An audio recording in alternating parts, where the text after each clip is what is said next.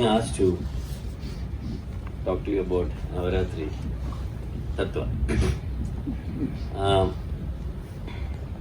It is a vast ocean and cannot be so easily described in words nor concisely explained, nor do I know the whole thing. So, what little I know, I shall try to share with you. I forgot your name. What's your name? Rupesh. You're also Rupesh. Okay. So, I thought you're the one and only Rupesh. Okay. So, Rupesh talked about the 9 forms of the Divine Mother during Navaratri. But that is a tradition largely in the north. There are several traditions to Navaratri. And that is a tradition largely in the north, but there is a similarity of progression. And there is a reason why we worship in this particular manner, how we start from Durga and go on through Lakshmi and end up with Saraswati. There is a progression in the forms that we worship. But before that, I want to tell you, Swami Vivekananda, used to say this, and it's one of my favorite analysis that I've come across. You see, when a potter makes a pot, he makes it out of clay. Yes, he makes it out of clay. So he takes the clay and he uses his hands and molds the pot. So there are 2 reasons behind the pot's existence. One is the material cause, which is clay, with which the potter made the pot. Yes, and 2, the instrumental cause, which is his hand or the knowledge. Right? He needs a knowledge to make the pot, and he needs to use his hands, and he needs the material clay to mold it and to make a pot. So behind the pot are 2 things. The instrumental cause, which is the potter's hands and the knowledge, and the material cause, which is clay. Okay? Okay, all of you? Yes. Now let us assume that God created this universe. Right? We assume that God created this universe. When He created this universe, where is the material cause? Where is the clay to make the pot? Where is the material cause? I understand the instrumental cause, yes. But you need material, no? You need clay to make a pot, yes or no? Yes. So where is the material cause? What it means is, God is both the instrumental cause and the material cause. Do you understand that? Yes or no? Yes. So God happens to be both the instrumental cause and the material cause. So what does that mean? Exactly. What it means is, even this matter that we are talking about, this whole universe, is God only. Even the very matter that the clay needs, the potter needs clay to make a pot. There are 3 things here. The potter, the material, and what you make it out of. Right? But when you say God made this universe at the beginning of space-time, or before the Big Bang, or whatever you may say it, what did He make it out of? He has to make it out of himself, or she has to make it out of herself, or that had to make it out of itself, whatever you call it. Okay?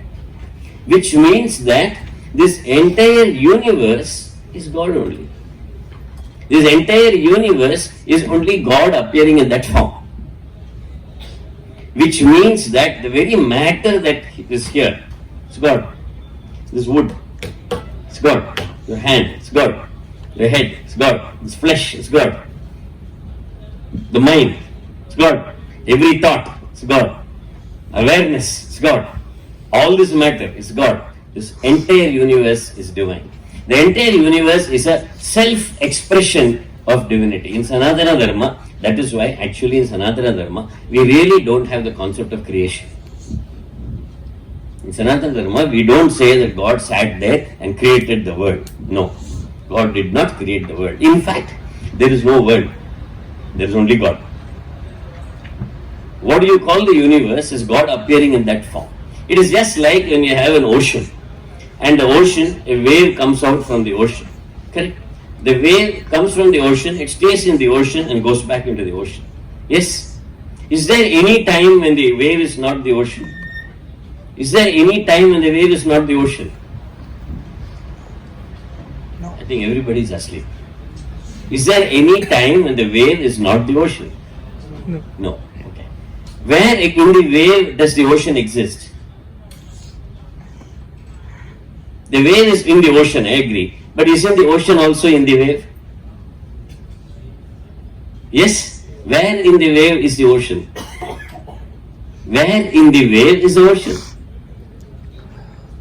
Everywhere, isn't it? Every particle of the ocean. So you go to the beach and you touch the sea, right? You touch the sea.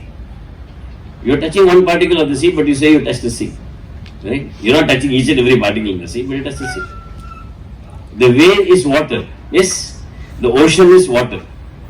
Just the wind, action of the wind on a particular form of the ocean makes it appear like a wave. The wave was never separate from the ocean. In fact, there is no wave at all. It is only the ocean appearing in that form. Yes or no? So, that and the ocean permeates in and through every part of this wave. In and through every particle of this wave, the ocean permeates it. There's no part of the wave that is not the ocean. But the force that creates this wave, it makes it come out and go back. Right? The action of wind creates a wave. The wave comes out of the ocean, stays there, and goes back to the ocean.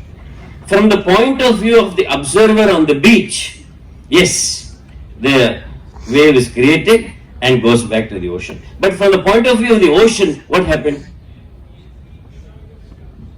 From the point of view of the ocean, what happened? Nothing happened. It is there. It was ocean before. It is ocean during. It is ocean afterwards. The ocean did not become less because the wave came up. Right? The ocean did not increase because the wave came up. And the wave goes back to the ocean. The ocean did not increase. The ocean did not increase, nor did the ocean decrease. Right? The ocean is always the ocean. But the observer outside, the wave, the individual wave thinks it has been created. I am separate from the ocean. It looks to the ocean and says, oh wow, there's a vast ocean around me. I am separate from the ocean. Then it sees another wave which is bigger than it. Oh, that is a very big wave. Oh, I am so small. I am so sad. That fellow is so big.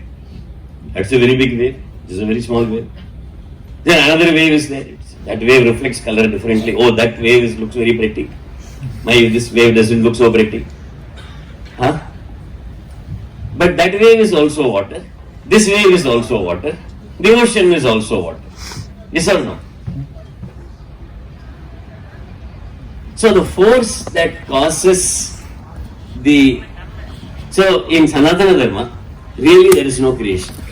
There is only one manifesting as many. There is only one manifesting as many. There is only, behind each and every wave, the same ocean exists. So on the ocean of Satchidananda, on the ocean of existence, on the ocean of consciousness, I am a wave. You are a wave. Ajit sir is a wave. Amrita is a wave. Dr. Nandakumar is a wave. Narendra Modi is a wave. Rupesh is a wave. Rupesh is a wave. Shiva is a wave. Einstein was a wave. Bin Laden was a wave. Vivekananda is a wave. On the Krishna was a wave. And Amma is a wave. But there is a difference. When we say Swami Vivekananda was a wave, and Krishna was a wave, and Amma is a wave, and I am a wave, there is a difference. The difference is very simple. The difference is, here, the wave that you call Amma, the wave knows that it is water. You understand? Here, the wave knows that it is water. In Krishna or Amma, or in Swami Vivekananda, the wave knows that it is water. Here, the waves don't know that we are water. We think we are different. And because we think we are different, we suffer. Because we think we are different, we think we are limited. We forget that we are the unlimited ocean. You are not a wave that appears in the ocean. You are the ocean appearing as a wave. You are not a human being who is trying for a spiritual experience. You are a spiritual, essentially you are a spiritual being currently having a human experience. Your essence is divine. currently you are playing the role of a human being. Do you understand? So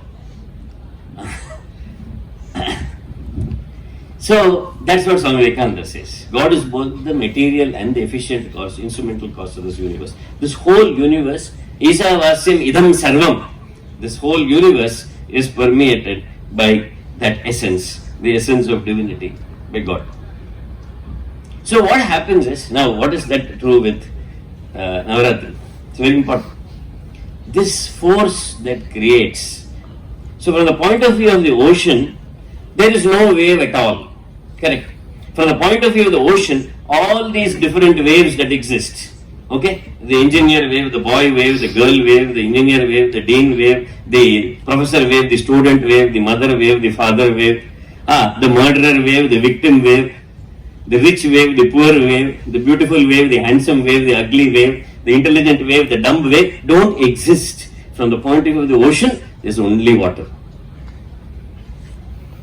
So the world as we know it is a contemporary wave appearing in the ocean of Brahman, but it is not separate from Brahman.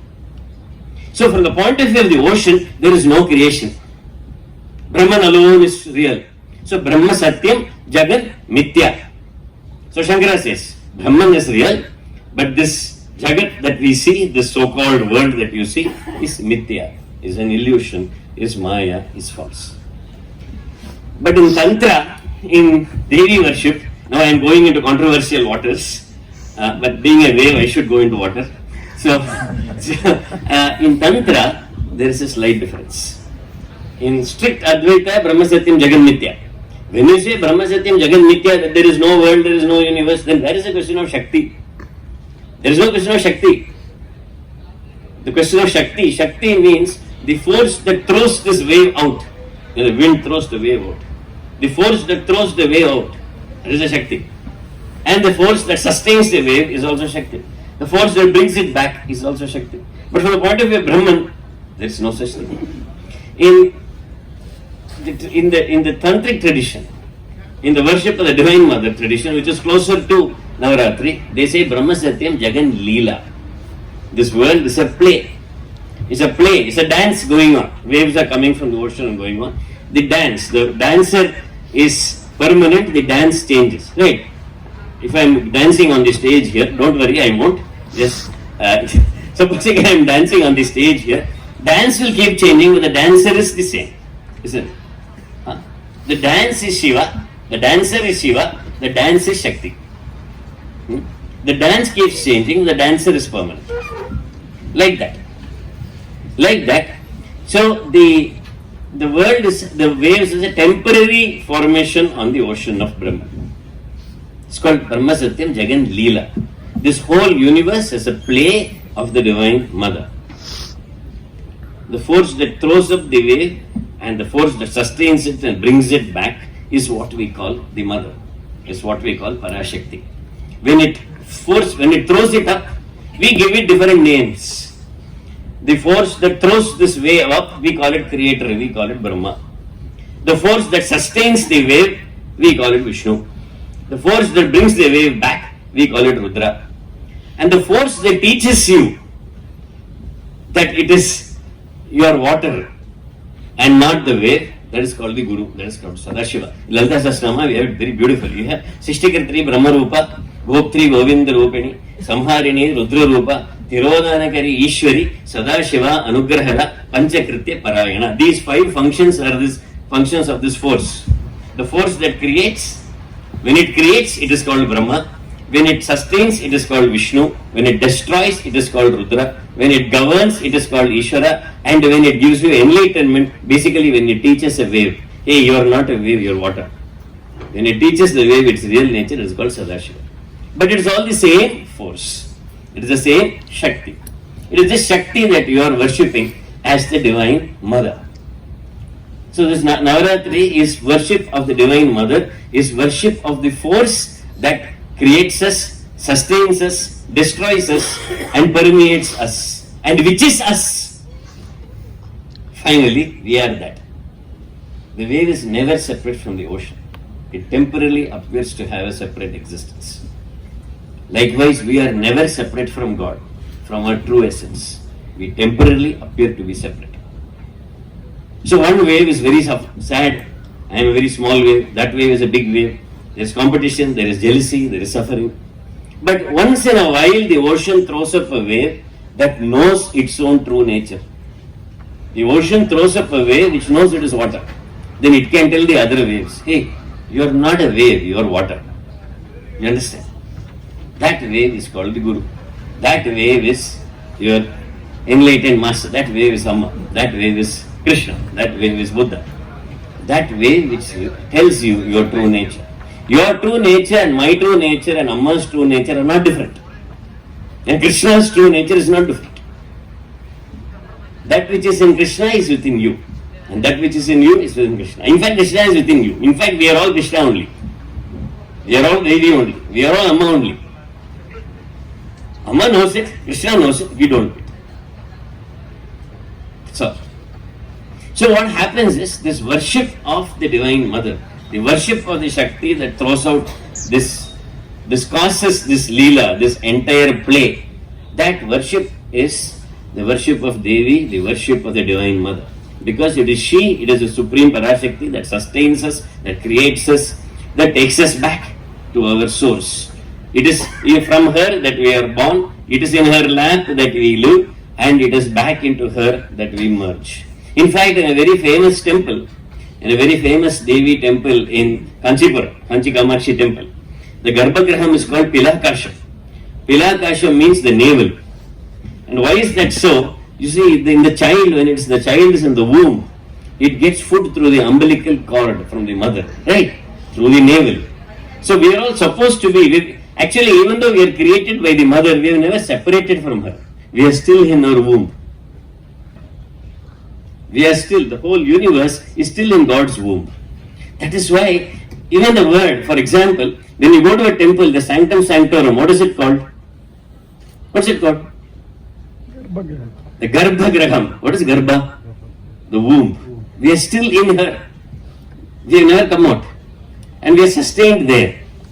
So there is a deep meaning in this. That we are all, so that's the thing. Now, the point is, when this, the one has become the many, the one has become the many, the force that makes the one appear as the many is called Devi. It's called Shakti. The same force that causes one to appear as the many also causes the many to go back into the one. The same force that has caused us to come out as separate, which is why all these problems are there, also gives us the wisdom to go back into the one. So that is why when we worship in Navaratri, we have a very specific tradition. First 3 days we worship Durga, generally. Next 3 days we worship Mahalakshmi. And the next 3 days we worship Saraswati. Durga or Kali, a very fierce form of the Divine Mother. Durga, a lot of weapons on a simham. Kali, and I don't have to explain Kali to you, but Kali is a very fierce form of the Divine Mother. There you find, when the description of the battle goes on between Durga and Mahishasura, or between Kali and Chamunda, Chanda and Munda, very gory, very fierce. There's a lot of bloodshed. There's banging and cutting and this. So that symbolizes the initial part of cleaning, when we are going back. All our negativities have to be burnt out first. Can I close the door? All our negativities get burnt out first. Durga or Kali does this job of cleaning us inside, removing the ego. Mahisha, Rupesh said he kills Mahishasura. Mahisha means buffalo. He was supposed to be a buffalo demon.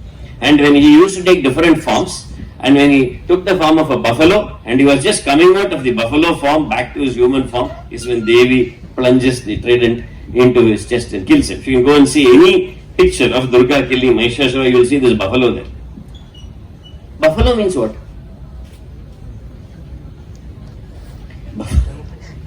Buffalo, when you call somebody a buffalo, is it a compliment or an insult? What are you trying to say? Dunnapotu they say, no? Telugu. What do you say? Telugu fellows. Why do you say? You're talking about tamas. You're talking about sloth. lethargy, stupidity, evil, okay, darkness, tamas. So that form of the Divine Mother that destroys tamas is Kali. So that's why Kali is fully the opposite of tamas. Tamas is inaction, dullness, nothing, can't do anything, stupidity. But if you take the form of Kali, it is full of activity, right? It is dynamic. She's stepping forward, her axe is up, her tongue is out to drink blood. Very beautiful image. But it's a very, very deep image. The form of Kali, let's take a minute to go into that form of Kali. You see, and many feminists and many women too, and many feminists have I run out of time? No. Have I? Shall I stop? No. Okay. Many feminists misunderstand Kali. Kali is, whom was Kali standing on?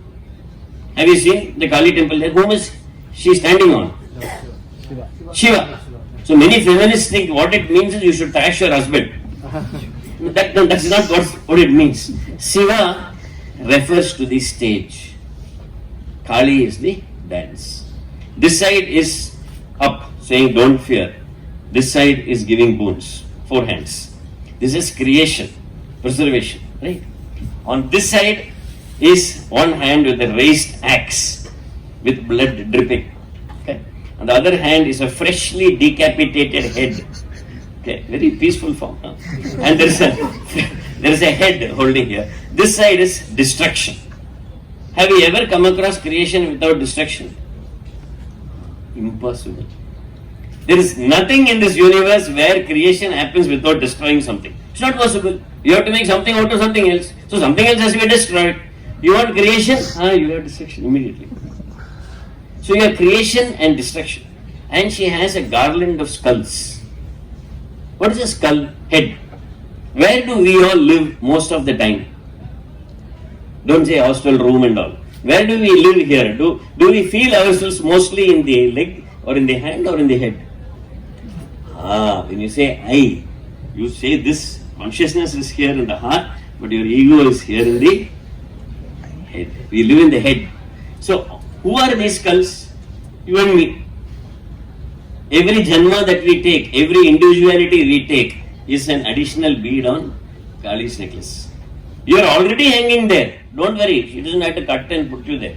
We are already the garland on Kali's neck. Because Kali is this universe, creation and destruction going on. We have this garland of skulls already there. Already there. What do you use for action? Your hand. Hand symbolizes action. All the karma that you do is already a part of this universe. So Kali has a waist belt of hands. You know that?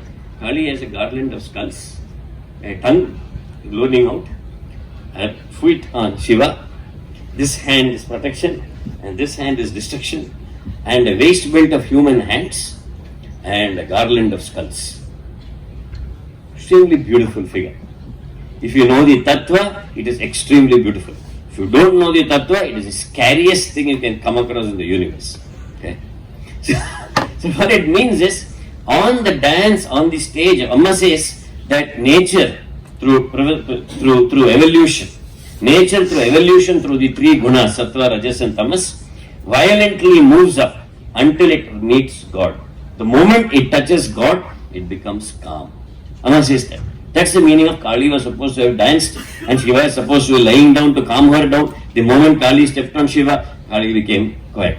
That is not what it means. What it means is that nature through creation and destruction takes our evolution forward till we meet God. And then you are calm.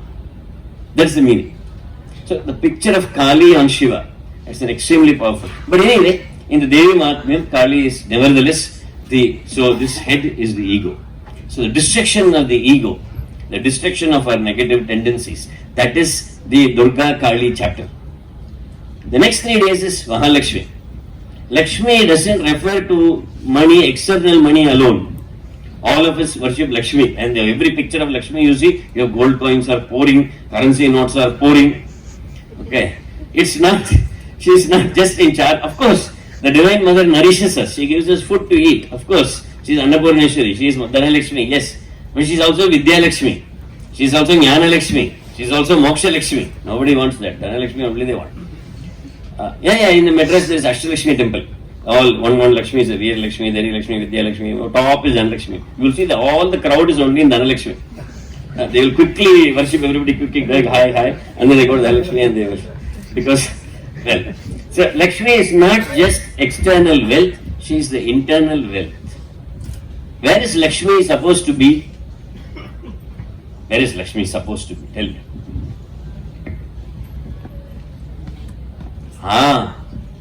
Vishnu Vakshasthala Sthita. Right?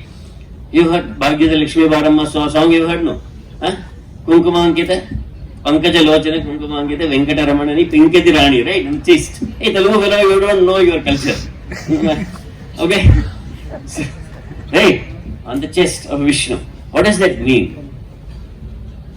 So what happens is Vishnu Suddha Sattva Swariram, purest of the pure.